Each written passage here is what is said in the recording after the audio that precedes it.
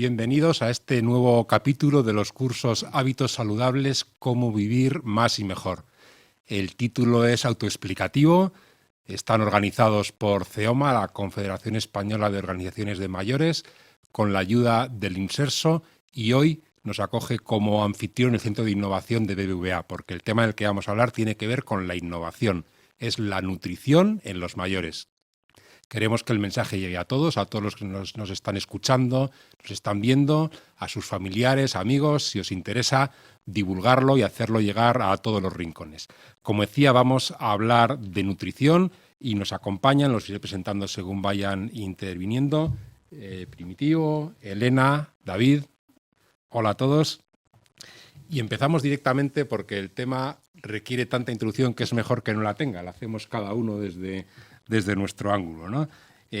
Presento en primer lugar a Primitivo Ramos Cordero, que es secretario general de la Sociedad Española de Geriatría y Gerontología, entre otras cosas, ¿no? Es coordinador médico asistencial de la Agencia Madrileña de Atención Social de la Comunidad de Madrid y experto en nutrición.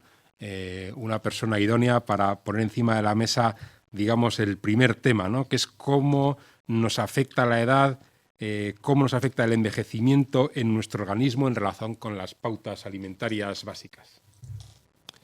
El envejecimiento, el paso del tiempo, a medida que vamos avanzando, va a ir imprimiendo una serie de modificaciones en nuestros organismos que, en definitiva, van a ir condicionando todos los órganos y sistemas, digamos, del mismo. De tal forma que el proceso de alimentación y la nutrición no son ajenos al mismo y debemos entender que como principio esencial que la persona, a medida que envejecemos, pues vamos teniendo unas necesidades energéticas menores como consecuencia del menor gasto energético, debido a la menor actividad física, a la menor masa muscular, a la menor fuerza muscular, y esto hace que el propio organismo, a medida que vayamos envejeciendo, pues entre los 20 y los 80 años, el diferencial de las necesidades energéticas puede llegar a ser hasta de un 30%. Condicionantes múltiples y variados, empezando pues porque a nivel oral, a nivel de la boca, pues las glándulas salivales disminuyen la secreción salival, pues los problemas bucodentales, los problemas de masticación, los problemas de deglución, los problemas digestivos de absorción de alimentos, el tránsito intestinal más lento con tendencia al estreñimiento. Pues todo ello hace que las digestiones, la absorción, etcétera, venga condicionada y, por tanto, pues las condiciones que se dan para una adecuada alimentación y un estado nutricional varían. Además, todo esto en condiciones fisiológicas. Luego añadamos que las personas mayores vamos acumulando enfermedades según vamos envejeciendo. Y estas enfermedades conllevan en no pocas ocasiones tratamientos asociados que también condicionan la absorción de nutrientes, condicionan la apetencia hacia nutrientes y el apetito. En definitiva, que el proceso de alimentación y nutrición se ve condicionado con el paso del tiempo de una forma clara y manifiesta. Pues muchas gracias. Iremos profundizando en un tema tan interesante y tan rico como ese, ¿no? Nos acompaña también hoy Elena Garea. Elena es responsable de nutrición y salud en Calidad Pascual. Y, como no, la primera pregunta tiene que estar relacionada con los productos lácteos, ¿no? ¿Cómo de importantes son los productos lácteos en nuestra alimentación, en nuestra nutrición, según pasa la edad? Como no podía ser de otra manera, viniendo de Calidad Pascual. Bueno, todos sabemos que la leche es un alimento de primer orden en la alimentación de la población en general y que el momento de consumo más idóneo siempre es el desayuno y, sin embargo, hay derivados como los yogures y los quesos que también nos facilitan la incorporación de un alimento tan importante como el que vamos a tratar ahora en otros momentos del día. La leche se caracteriza por ser un alimento con una alta densidad nutricional. Esto significa que cuenta con una gran cantidad de nutrientes concentrado en su contenido y además muy variados. Y esto es de alguna manera una garantía desde el punto de vista nutricional para la población mayor.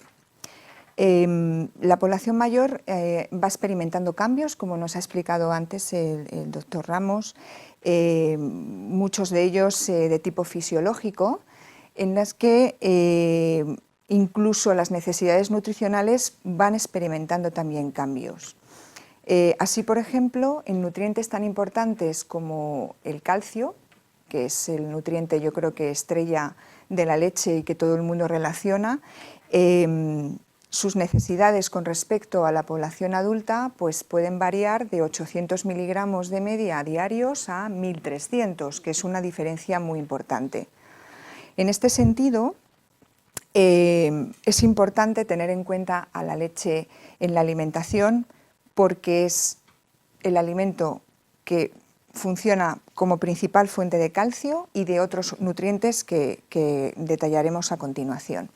Además de esto, la leche es un alimento líquido y las personas mayores pueden experimentar cambios con respecto a la masticación o a la deglución, y esto facilita, el hecho de que sea un alimento líquido facilita su incorporación a la dieta. En relación a su contenido en nutrientes hay otro, además del calcio, que también merece la pena destacar, que es su proteína. Es una proteína de alta calidad que además de formar parte de múltiples funciones dentro del organismo, porque la proteína tiene muchas funciones, hay una de ellas especialmente importante para la población mayor, que es formar parte de los músculos. La disminución de actividad física en la población mayor puede desarrollar ciertos problemas de movilidad, y el hecho de que la leche sea una importante fuente de proteína puede ayudarles a superar una posible barrera en cuanto a movilidad en general. Yo creo que mi recomendación, y desde luego yo creo que la de la mayor parte de los nutricionistas, es que la leche esté siempre en la dieta de todo el mundo y que además sea especialmente importante en la población mayor, entendiendo además que no debe suponer un problema porque es un alimento culturalmente muy asimilado y además somos mamíferos, nos hemos alimentado de leche desde que hemos nacido y tiene que estar a la orden del día este alimento en la dieta. O sea, clarísimamente no está ni limitado ni restringido a los niños en época de lactancia, ¿no? Ni muchísimo menos. Parece que tiene un cierto desarrollo todavía. Eso Muy es. bien, pues muchas gracias, Elena. David Roa es responsable de innovación en Hoffmann Wall, el grupo Hoffmann, y director del Centro Vitalia de Ferraz, aquí en Madrid, entre otras muchas cosas relacionadas pues, con la formación y con el apoyo, con el desarrollo, con la vida de los mayores, ¿no? Cuéntanos también tu punto de vista de los factores clave de alimentación a partir de la experiencia que tenéis en vuestros centros. Pues sí, la verdad es que la alimentación, la nutrición es muy importante en todas las fases de la vida, ¿no? Y bueno, nuestro cuerpo responde a lo que comemos, ¿no? Es un factor fundamental para la salud, para el bienestar. Lo que nuestro cuerpo le alimentamos, pues así responderá con unas reacciones orgánicas, ¿no? En los mayores la nutrición es un pilar básico, ¿no? para mantener sus capacidades y bueno, evitar ciertas complicaciones. Es un factor que cuidamos mucho, por ejemplo, en nuestros centros, y que los mayores en general están asociados a dietas, a un estereotipo de dieta muy concreto, ¿no? Y esto va a tener que cambiarlo. Porque a nivel social pensamos que los mayores pues siempre comen purés, que tenemos que alimentarles de alimentos muy básicos y bueno, yo creo que poco a poco irá cambiando, ¿no? Porque al final nos vamos haciendo mayores las personas que hemos tenido unos hábitos alimenticios pues diferentes a ellos, ¿no? En nuestro caso, y siempre yo creo que es una recomendación fundamental para todo lo que tenga que ver con salud, es la personalización. Es decir, yo creo que no hay alimentos malos ni alimentos buenos 100%, entonces como los personajes no son malos 100% ni buenos 100%, hay alimentos que te vendrán muy bien a ti como persona y como individuo y hay alimentos que te vendrán muy mal, ¿no? Por tanto, la nutrición de los mayores es muy importante cuidarla, pero siempre con un nutricionista y con un médico que de alguna forma, después de una valoración de la persona, integre unos hábitos concretos, ¿no? Pero personalizados para esta persona, porque a lo mejor lo que a una persona que tiene demencia le sienta muy bien, a una persona que tiene hipertensión le sienta mal, hay que tener la foto global del mayor, ver qué patologías tiene y a partir de ahí establecer un plan concreto, ¿no? y personalizado para él. que se sienta a gusto, hay que tener en cuenta sus características culturales que ha comido durante su vida. No podemos hacer una barrera entre lo que has comido durante toda tu vida y ahora que eres mayor y te han diagnosticado hipertensión tienes que comer todo lo contrario, ¿no? Yo creo que hablabas de innovación y hay que innovar todavía mucho en nutrición, o por lo menos todo lo que está innovando, bajarlo al terreno y que podamos pues, disfrutarlo, ¿no? Así es. Claro que sí. Pues ahí nos das pie, David, a un punto siguiente, ¿no? Creo que ha quedado claro y que seguro que Primitivo, el doctor Ramos, no sé cómo prefieres que llamemos, seguro que nos va a explicar muy bien. ¿Cambian las necesidades alimenticias, nutricionales con la edad? Se puede hablar, no sé si los profanos, de la dieta de la juventud, la dieta de los 30, de los 40, de los 50 y de los 60, o no es tan exactamente así. Qué grandes adaptaciones hay que hacer, ¿no? Bueno, yo diría que no es tan exactamente así, por lo siguiente. La dieta a cualquier edad depende de las condiciones, como acaba de decir mi compañero anteriormente, y hay que individualizar a las personas. El grupo de personas mayores es un grupo muy heterogéneo.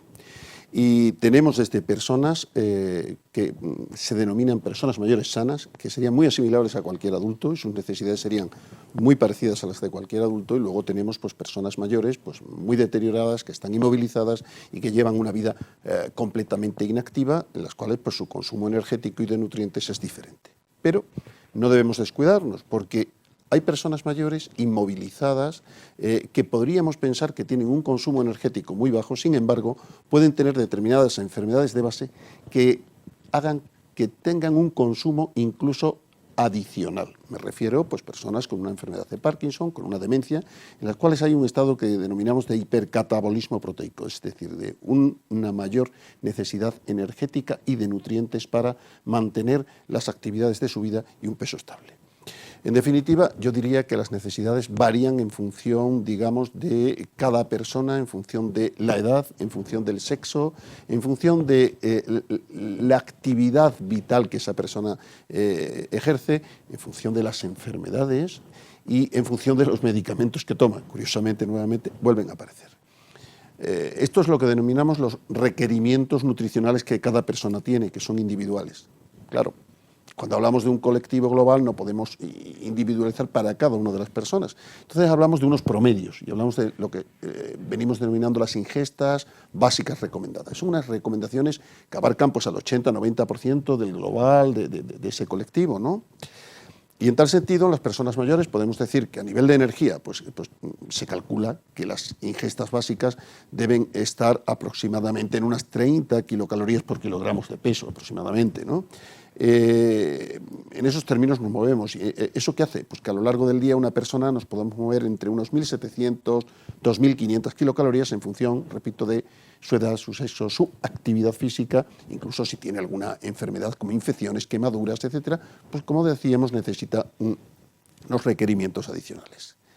Lógicamente eso luego hay que estructurarlo bien y ahí es muy parecida a la del adulto la estructuración, digamos, de nutrientes, de esos 2.000, 2.300 kilocalorías, 1.700, las personas que menos necesitan, pues el 55-60% debe hacerse a expensas de hidratos de carbono, un 15-17% debe hacerse a expensas de proteínas aproximadamente, y no más del 30% a expensas de grasas, sobre todo tratando de evitar las grasas saturadas y un 30-35% cuando lo que introducimos son grasas monoinsaturadas o poliinsaturadas, poniendo como prototipo el aceite de oliva.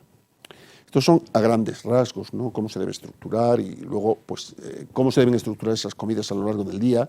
También deberíamos hacer una serie de indicaciones, ya que las personas mayores es conveniente que no todo ese pool energético y de ingesta de nutrientes no se haga en pocas comidas y muy cuantiosas cada una de ellas, sino por contra nos conviene que se hagan comidas poco cuantiosas y más numerosas, porque como decíamos sus capacidades de absorción, digestión, etcétera, están un tanto limitadas. Y nos conviene pues que lo deseable, lo óptimo es que se hagan 5 comidas al día.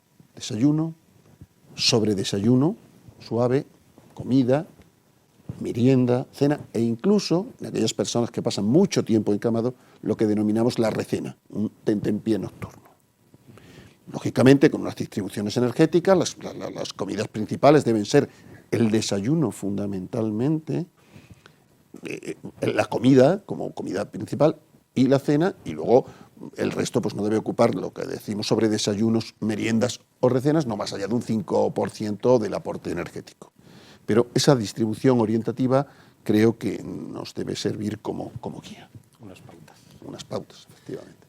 Pues además de lo que son los tipos de alimentos y de nutrientes a los que has hecho referencia, digamos que hay uno básico que también conocéis bien, Elena, ¿no? Que es el agua, en tanto que es importantísimo tener una adecuada hidratación, ¿no? Sí. ¿Qué nos puedes decir sobre...? Pues en concreto, además, el tema del agua es un alimento, un nutriente, en función de con quién estamos hablando, se podrá tipificar de una manera o de otra, que ha empezado a nombrarse relativamente recientemente, porque cuando se estaba hablando de la correcta alimentación o nutrición de una persona, de cualquier persona, el agua siempre estaba como en un segundo plano, y sin embargo yo creo que debe tener un papel bastante protagonista, y en concreto además para las personas mayores de manera más justificada. En el desarrollo de una persona y a medida que va avanzando en la edad, se puede producir una cuestión, y es que se puede perder la sensación de sed.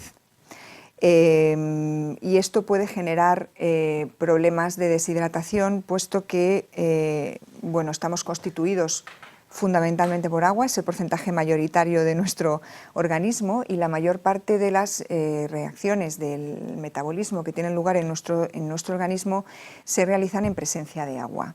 Entonces es importante que una correcta hidratación dentro de nuestro cuerpo.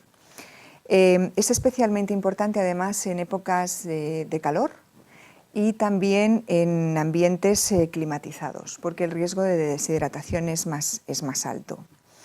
La recomendación general para estar correctamente hidratados, en general para la población, es beber pequeños sorbos con mucha frecuencia, aunque no tengas desarrollada la sensación de sed, es decir, aunque tu propio cuerpo no te lo pida, que bebas, y aunque sea en cantidades pequeñas, para poder asegurar que estamos correctamente hidratados. Por lo tanto, el agua es muy importante tenerla en cuenta como nutriente, como alimento. Algo parecido a lo que nos decía Primitivo, ¿no? Sí. No darte el atracón de agua tampoco, sino ir dosificando razonablemente, lo cual es muy razonable, ¿no? David, ¿se puede prevenir a través de la nutrición? ¿Una buena nutrición garantiza un mejor futuro, aunque sea inmediato? Sí. Bueno, el tema de prevención siempre es complicado, ¿no? Porque garantías 100% de que haciendo unos buenos hábitos vamos a tener salud es imposible. Ojalá, ¿no? Sería una Biblia y todos cumpliríamos lo que pone. Pero nosotros en los centros estamos introduciendo mucho el concepto de neuroprevención y de prevención, ¿no? Es decir, si sabemos qué factores de riesgo desencadenan una enfermedad, si sabemos que una mala alimentación te puede llevar a una hipertensión, no a lo mejor a provocarla, pero sí a agravarla, a diabetes, obesidad. Bueno, pues si sabemos esos factores de riesgo, podemos intervenir sobre ellos. Por lo tanto, con un buen plan nutricional se puede prevenir la aparición de ciertas enfermedades, o por lo menos reducir el riesgo de padecerlas, ¿no? Que eches menos números a la lotería, que te puede tocar, sí, pero tienes menos probabilidades, ¿no?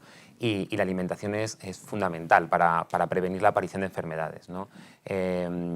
La mayoría de enfermedades crónicas, sobre todo en sociedades como puede ser la española, vienen provocados en gran número por la alimentación, ¿no? Tenemos, ¿quién no conoce a mayores hipertensos, con diabetes, con obesidad, colesterol? Al final la alimentación, si nos damos cuenta, yo no me atrevo a decir un porcentaje, a lo mejor el doctor sí, pero provoca una cantidad de enfermedades enormes, ¿no? Por tanto, si cambiamos esos hábitos, ¿podemos prevenir? Seguro que sí, ¿no? Y es muy importante.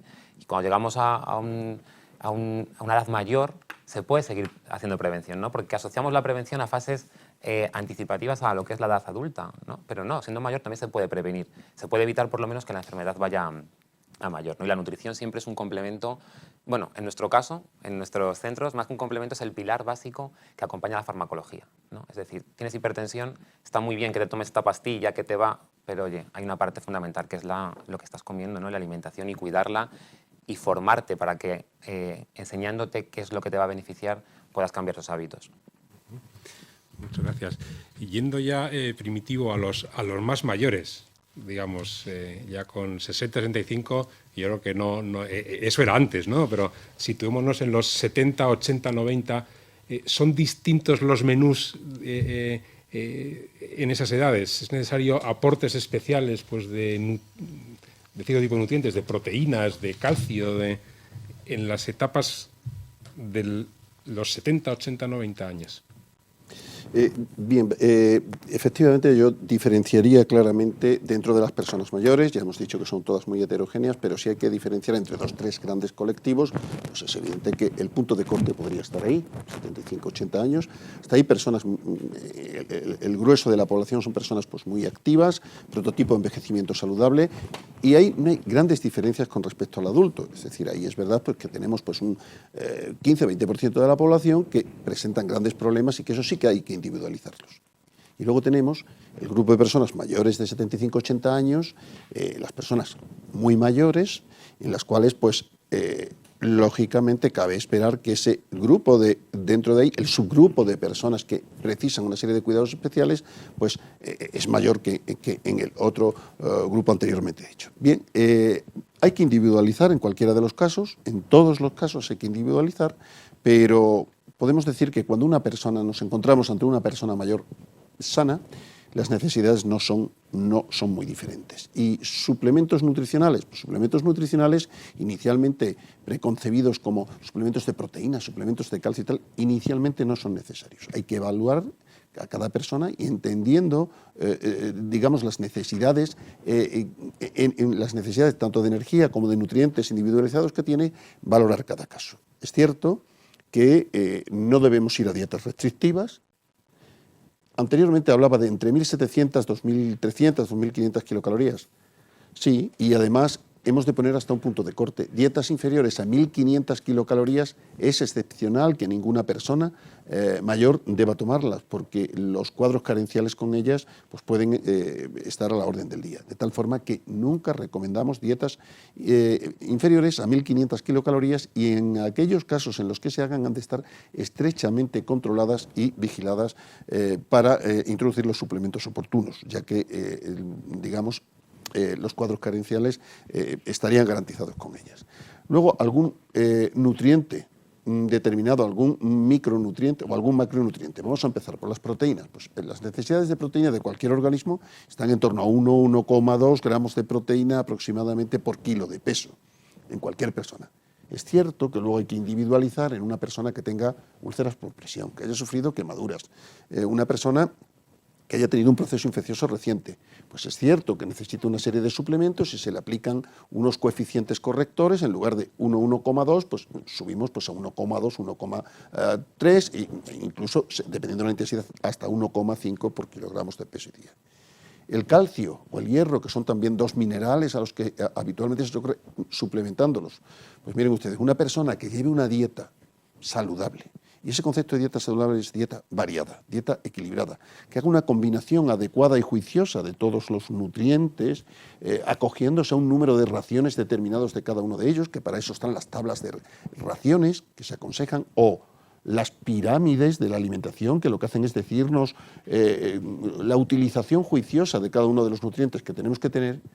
Pues bien, como decía, una persona que lleve una dieta de esas características no va a necesitar en condiciones normales ningún suplemento, ya que anteriormente hablaba mi compañera Elena Garea, tomando los lácteos que recomendamos a través de las tablas de raciones, 3-4 lácteos al día, la mujer preferiblemente una cuarta ración de lácteos, y conviene saber qué es una ración de lácteo, porque a menudo se equivoca, pensando que un lácteo pues, es un vaso de leche de 250 centímetros cúbicos y decir pues, que un yogur también es un lácteo. No es así, nos hacen falta 2 yogures como equivalentes de una ración de lácteos, ¿no? Pues bien, pues tomando esos 3-4 lácteos al día, esa persona en condiciones normales, salvo que tenga un cuadro de mala absorción, no va a necesitar ningún suplemento de calcio. Es así, esa persona debe tomar sus 3-4 raciones de lácteos, sus paseos, preferiblemente al sol, no en horas centrales del día y en verano, es evidente, y que es la mejor forma, el alimento que mejor nos garantiza la absorción de calcio es la leche. Y no nos hacen falta otros suplementos, digamos, artificiales, salvo los cuadros carenciales que serán analizados y en esos casos habría que introducir los suplementos de calcio, además de los de la dieta, junto con vitamina D de forma complementaria. En esos casos haría falta añadir vitamina D. Para la absorción, evitar la osteoporosis, los riesgos de fractura, caídas, fracturas, etc. Pero en condiciones normales, insisto, la dieta, una dieta juiciosa, variada, equilibrada, en sí no precisa ningún suplemento salvo que esa persona añadidamente tenga un proceso. Y ahí me gustaría apuntar, y enlazaría con mis dos compañeros anteriores, David Roa, que lo ha apuntado perfectamente, pues, y con Elena Garea, el tema de los líquidos. Agua, preferentemente. El agua es un nutriente más, abiertamente. No energético, pero un nutriente más. Un nutriente rico en determinados minerales. El agua, nosotros desde la óptica geriátrica no concebimos una dieta equilibrada sin agua. Es más, la última pirámide de la población, pirámide de la alimentación, la base de dicha pirámide la constituye el agua. Es decir, es el alimento o nutriente predominante que más hay que utilizar, porque los de las bases son los que más se utilizan. 8, 10 vasos de líquidos al día, preferentemente agua. Y enlazando pues, también pues, con lo que decía mi compañero David, a través de la alimentación se previene, indudablemente, cualquier persona que tenga una expectativa de vida igual o superior a 2 años, es esencial la prevención a través de la dieta de todas las enfermedades que hemos hablado. Hipertensión, obesidad, sobrepeso, diabetes y tal. Es decir, nuestra apuesta desde la óptica geriátrica es abiertamente hacia eso. Y un complemento, siempre. Hidratación y ejercicio, actividad física. No concebimos una alimentación saludable, equilibrada, si no lleva acompañada una hidratación adecuada y una actividad o ejercicio físico adecuado. El ejercicio físico alimenta, de alguna manera. Es complementario. Es complementario y es fundamental. No es tanto los temas adecuado que estamos tratando muy a las características personales de cada persona mayor, lógicamente. En cada uno, cuando hablo de ejercicio o actividad física, refiero a andar, pasear, en otros casos será nadar, bicicleta, adecuado a las capacidades. Claro que sí. El triatlón tiene su edad también, claro que sí, ¿no?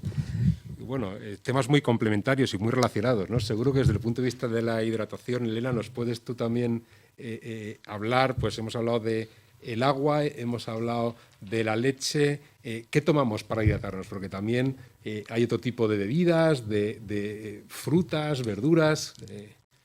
Para hidratarse, el alimento, el nutriente por excelencia siempre es el agua, como ha dicho el doctor Ramos, eso sin duda alguna tiene que estar presente siempre y en todas las dietas. Efectivamente, a partir de múltiples alimentos podemos obtener también hidratación, podemos hidratarnos. La leche en sí misma es un 80% de agua, con lo cual se puede también utilizar como un potente hidratante cuando estamos desayunando o en el momento de consumo que nosotros estemos incorporando la leche. Pero frutas y verduras también tienen una composición muy importante de agua que también hay que tener en cuenta.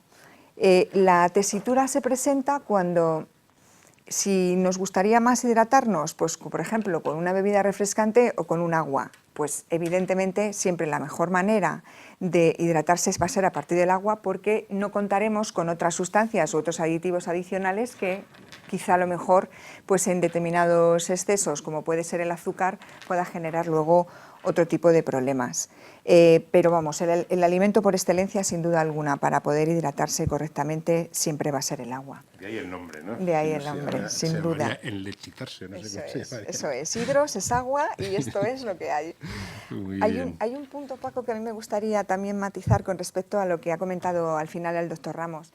Es verdad que muchas veces cuando estamos hablando de patologías, como ha comentado antes David, en relación a la alimentación y a los excesos, y matizando que efectivamente yo comparto completamente que no existen alimentos buenos o alimentos malos, sino que es el conjunto de la dieta el que hace que estés en la línea correcta, es que hay un complemento muy importante en el entorno de la salud y es el ejercicio físico.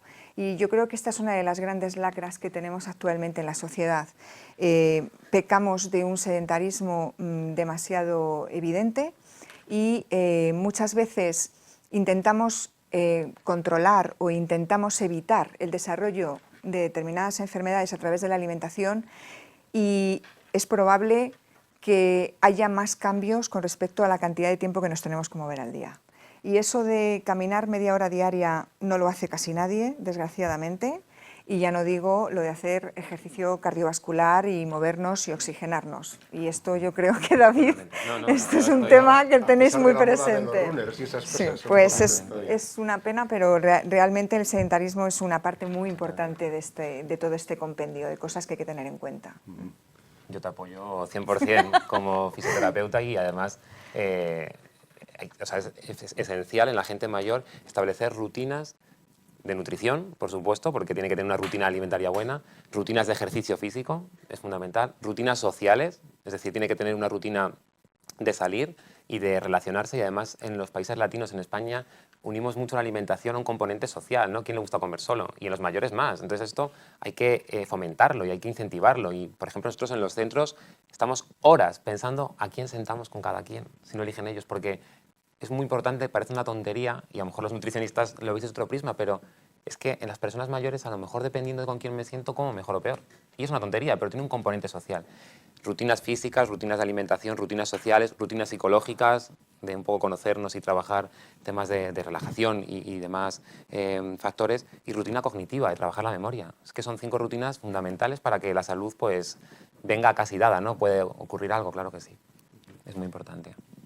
Y pasamos ya a otro tipo de temas, luego vamos a los más generales, si queréis, ¿no? Que son los relacionados con la nutrición en situaciones especiales, digamos, pues demencia, situaciones particulares. Supongo que la casuística es muy amplia, ¿no? Pero bueno, ¿se pueden dar algunas pinceladas? Por ejemplo, sé que en vuestros centros pues sí que es un tema que trabajáis especialmente, ¿no? La nutrición en la demencia, digamos. La verdad es que con la demencia tenemos varios problemas, ¿no? Es un tema que la nutrición aquí se complica, tiene muchas aristas. Primero, porque lo comentaba la compañera, ¿no? Las personas con demencia muchas veces pierden la sensación de sed, la sensación de hambre, la comida no les sabe. El olfato es uno de los primeros síntomas de Alzheimer y demencia, pierden el olfato. Imaginaros comer algo sin olerlo, pues es que no, es inapetente, ¿no? Y luego puede ocurrir lo contrario, que no tengan sensación de saciedad. Y nos encontramos con personas mayores que podrían estar comiendo todo el día porque no tienen saciedad, han perdido esa sensación. Entonces es un caso muy complicado. Nosotros tenemos programas individualizados para la alimentación en demencias, en el que no solamente el nutricionista forma parte de este programa, sino también el psicólogo, porque hay que preparar el ambiente para la comida. Hay personas, y por desgracia, que requieren una preparación previa muy importante. No debe haber elementos distractores, música, una temperatura adecuada. No podemos complicarles demasiado la comida porque se acabarían perdiendo si tienen alimentos de diferentes texturas, complicados. Hay que seleccionar muy bien, y además aquí tenemos un aporte de innovación que comentábamos, las ayudas técnicas para alimentación, que son maravillosas, que poca gente conoce, y con pequeños cambios en la cuchara, en los cubiertos, en la bandeja donde dejamos el plato, podemos mantener la independencia de personas con demencia mucho tiempo. Y así muchísimos factores que tenemos que trabajar en personas con demencia. Para ellos la comida, cuando por desgracia tienen una demencia, es un factor muy estresante. Nosotros siempre lo decimos, es un momento crítico, porque les estamos, como familiares y cuidadores, obligando a comer porque es vital, tienen que comer, pero para ellos es una exigencia, una pelea constante, ¿no? Esto se consigue, ¿cómo se consigue que la alimentación no sea un proceso traumático para un paciente de demencia y para un familiar? Formando, individualizando y teniendo en cuenta pues, todos los factores que he comentado antes, ¿no? El preparar bien el ambiente, ayudarnos de la tecnología, que hoy hay mucho, ayudarnos, por supuesto, de suplementos nutricionales si fueran necesarios, porque a veces no queda otro remedio, y sobre todo intentar que ese momento de la comida, que es un momento de disfrute para los mayores, perdure con la máxima independencia el mayor tiempo posible. Es decir, vamos a intentar fomentar su independencia a la hora de la alimentación y el factor social, no darles todo hecho y bueno, dejar que ellos interactúen con la comida, facilitándoles el proceso de la alimentación. ¿Tienes algo que comentar? Y en esa línea también, digamos, yéndonos a alguno de los extremos, se pueden dar situaciones, por ejemplo, de anorexia, ¿no? Como en algunos de los casos que... Sí, sí. Vamos a ver, yo, centrando un poco en general y enlazando con lo que comenta mi compañero David, en general, en las personas mayores, a medida que van envejeciendo, tenemos que tener en cuenta una cosa, y es lo que denominamos su comportamiento o conducta alimentaria previa. Es decir, lo apuntaba David anteriormente, es decir, cada persona somos prisioneros de una serie de hábitos, de una serie de costumbres absolutamente enraizadas, profundamente enraizadas, costumbres, algunas de ellas ancestrales, transmitidas de generación en generación, ligadas a movimientos sociales, culturales, religiosos. La comida de vigilia es diferente a la de otra etapa. La comida, pues el gazpacho andaluz, probablemente sea diferente al que sea en otro sitio. Y eso es muy difícil de romper. Eso es muy difícil de romper y debemos saber convivir con ello. Es decir, no podemos cambiarle por completo sus rutinas y su comportamiento alimentario. Es más, entre hombre y mujer hay una diferencia en el comportamiento alimentario. El hombre tiene una aversión pues, fundamentalmente hacia lo que es el pescado o lácteos, mientras que la mujer tiene pues, una apetencia, digamos, hacia lo que son los lácteos y el pescado. El hombre es más de carnes, por contra. Bien, estas costumbres, la comida de puchero, de cuchara. ¿Quién rompe eso? Es decir, no sé si nos hemos imaginado cuando a veces le intentamos introducir comida moderna, comida de catering muy elaborada, hay un rechazo absoluto a eso. Pues, lógicamente romper con todo eso. Y esto hablo de la generalidad, ¿no? Si ya empezamos a individualizar y empezamos a ver, digamos, las necesidades individuales por enfermedades, hablábamos anteriormente de la demencia, la enfermedad de Parkinson, ¿no? Enfermedad de Alzheimer, el tipo de demencia que debemos considerar, pues lógicamente, como apuntaba David, hay un trastorno del comportamiento alimentario o de la conducta alimentaria en cualquiera de los extremos, que puede ir desde la anorexia hasta la bulimia incesante y que estaría, como bien apunta, comiendo todo el día, tal. Pero es que además son personas que comiendo, en su acto de alimentarse, son personas que se fatigan, que se cansan, es decir, su capacidad de rendir, de optimizar su energía para ese acto, pues debemos saberlo hacer muy bien. Y fraccionar esas comidas, y fraccionar y en pequeñas cantidades introducir un pool energético alto para que estén bien nutridos, porque claro, debemos ser capaces de darles en poca cantidad que admiten todos los nutrientes y energía que ellos necesitan. Y a veces, como apuntaban, no queda otro remedio más que recurrir a suplementos nutricionales, vamos a llamarle comerciales, artificiales. Bien, y con respecto a la anorexia, pues independientemente de la anorexia, que se puede sufrir en algunas de estas enfermedades en concreto, por trastorno del comportamiento, luego tenemos que un 20-25% de las personas mayores, a medida que envejecemos, el concepto de persona mayor sana, pues disminuye el apetito. Pero es que, como decía, en cada década las necesidades energéticas van disminuyendo un 10% y necesitamos menos. Y además, las hormonas estimulantes del apetito, a medida que envejecemos, van decreciendo, como la cistoquinina o la amilina y tal. Y por contra, las hormonas saciantes van aumentando. Y las hormonas estimulantes del apetito, como puede ser la testosterona en el hombre o los andrógenos, van decreciendo. Es decir, hay una serie de causas científicamente mostradas que hacen que justifican que ese 20 o 30% de la población pueda tener un cuadro de pérdida de apetito o de anorexia. Simplemente no estoy entrando a hablar ahora de la anorexia nerviosa o anorexia con bulimia, que también existe en las personas mayores. Ha empezado a introducirse el concepto de persona mayor sana, que quiere también cuidar su cuerpo, que quiere... Y también, pero no estoy entrando ahí, soy puramente anorexia, falta de apetito, sin más, sin entrar en el otro componente de la figura o imagen estética. Muy interesante. Una pregunta, una idea global, para que simplemente ya vamos terminando, deis matices sobre algunos tópicos, ¿no?, que hay encima de la mesa en general. Pues se dice que eres lo que lees, ¿no? Tienes la cabeza más o menos amueblada en función de ideas que has ido decantando con el tiempo, de tu propia curiosidad por temas. Se dice que eres, esta mañana nos decían, eres en función de aquello de lo que te ríes, ¿no? Muy importante también el sentido del humor en la vida, y supongo que reírse también alimenta, ¿no? ¿Eres lo que comes realmente? ¿Qué pensáis? ¿Tiene algo de fondo eso? ¿Es distinta a la gente que se alimenta de una manera que de otra? Sí, yo creo que sin duda, pero por varios factores, como decía Primitivo. Un factor social, incluso si analizamos, yo no soy psicólogo, pero seguro que los neuropsicólogos que trabajan, por ejemplo, en Vitalia, analizando lo que come una persona, somos capaces de también coger mucha información a nivel conductual y social y de su vida, ¿no? Somos lo que comemos porque según que comamos también vamos a tener un aspecto físico, a nivel de piel, de obesidad. Entonces, somos lo que comemos. Yo creo que sin duda. Algunos factores más, pero somos lo que comemos. Yo creo que sí, es una importante reflexión esta, ¿eh? También lo que bebemos, por supuesto, metemos el agua dentro de lo que comemos, ¿vale? Yo creo que sí, pero porque además comer implica dos cosas. Comer implica alimentarse y implica nutrirse. Aquí estamos hablando de la nutrición como ciencia y estamos hablando de lo importante que es obtener los nutrientes a través de la alimentación, pero la alimentación es también relacionarse socialmente, es interaccionar, es cocinar, es aprender gastronómicamente. Como comentaba antes el doctor Ramos, no es lo mismo el gazpacho andaluz que el extremeño, ni el salmorejo, ni cualquier otro plato. Yo creo que sí que eres lo que comes, sin duda. Indudablemente. Indudablemente voy forzado a ello. Además, no solo porque lo han dicho los dos compañeros, sino porque lo pienso. Es decir, es evidente, como decía David, dependiendo de lo que yo coma, voy a terminar teniendo una influencia. Pero además está absolutamente demostrado, y lo empecé enlazando antes, siempre que una persona tenga una expectativa de vida superior a 2 años, cualquier dieta que implantemos en ella va a obtener su repercusión.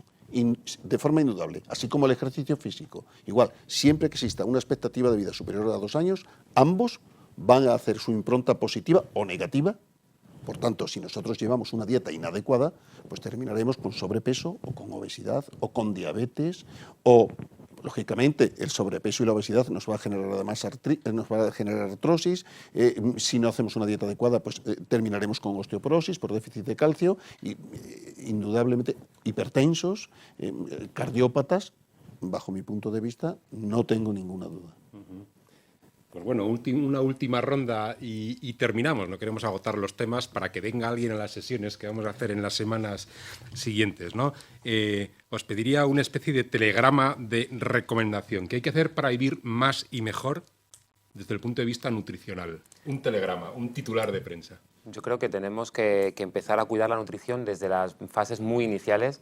Tenemos que empezar a trabajar ya en colegios, en escuelas, la parte de nutrición, pero debemos cuidar nuestra alimentación durante toda la vida. Yo creo que hay una mentalidad social que dicen los nutricionistas, hoy nos dicen una cosa, mañana otra, pero hay cosas muy claras, muy básicas que tenemos que cumplir, ¿no?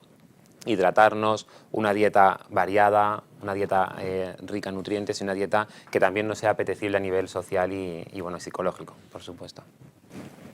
Yo creo que hay que alimentarse tomando leche y agua, claro, y yo creo que hay que moverse. Yo creo que hay que hacer las dos cosas para vivir más y mejor, y con mejor calidad de vida. Cuidar tu alimentación y aprender a moverte.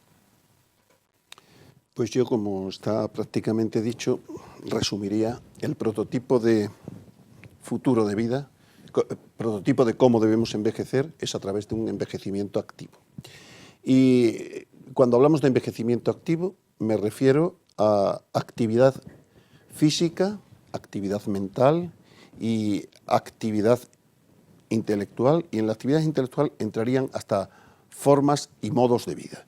Y sería apostando por formas, modos de vida, estilos de vida saludables y eliminación, digamos, de hábitos tóxicos. Entre ellos, y concretamente en el campo de la alimentación, la apuesta sería alimentación e hidratación, indudablemente que van unidas, apuesta por una dieta saludable. ¿Y ese concepto qué es? Pues es la dieta mediterránea que en la década de los 50, 60 llevábamos casi todos los españolitos y que desafortunadamente, no sé por qué, moda terminamos abandonando. Y esa dieta es una dieta variada, una dieta equilibrada, en la cual hay que volver a rescatar determinados valores en positivo que teníamos, una dieta rica pues en legumbres, rica en cereales, rica en frutas, rica en verduras y, como no, hoy en día el aceite de oliva presente y desde luego acompañada, como hemos dicho, de una adecuada hidratación y de ejercicio físico. Y pescado azul, que no se nos olvide. Pues muchas gracias. Hay mucho más sobre nutrición que nos hemos dejado en el tintero adrede para que vengan a las sesiones que vamos a organizar durante las próximas semanas. Se pueden informar a través de la web de CEOMA, ceoma.org, y son de asistencia libre y gratuita. La retransmitiremos también por streaming, por internet, en fin, queremos divulgar hábitos relacionados con la nutrición para que todos seamos capaces de vivir más y mejor. Muchas gracias.